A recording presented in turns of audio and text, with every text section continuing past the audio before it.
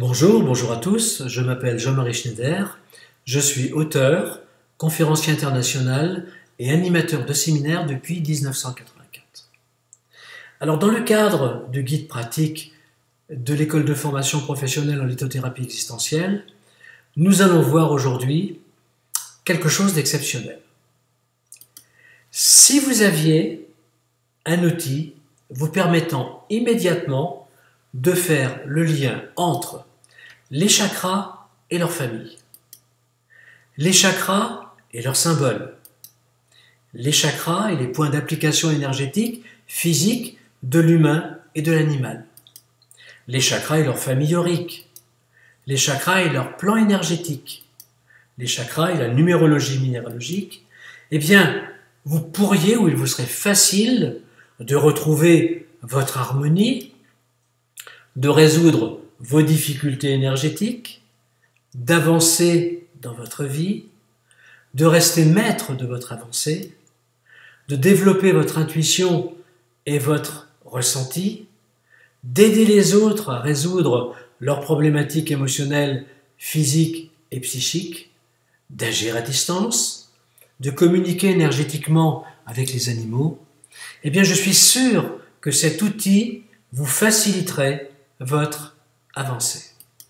Eh bien cet outil, il est maintenant disponible. Cet outil est disponible. Je l'ai conçu pour vous grâce à 48 années de passion et de recherche en lithothérapie existentielle. Cet outil, c'est la trame énergétique existentielle. Alors, c'est représenté par des engrenages pour bien vous montrer que tout est interactif. Alors, cette trame regroupe pour chaque chakra sa famille, son identifiant, son symbole, son point d'application, son aura, son plan énergétique et son numéro minéralogique. Imaginez-vous. Eh bien, on va prendre un exemple.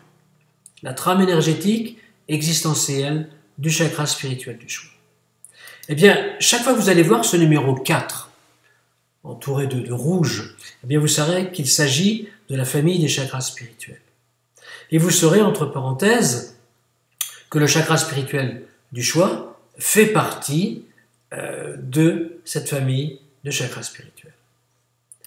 La deuxième indication, c'est l'identifiant du chakra spirituel du choix. Alors, chaque chakra a un identifiant propre et le numéro 27 représentera toujours dans l'école le chakra spirituel du choix. Ce qui va donner une simplicité, une facilité.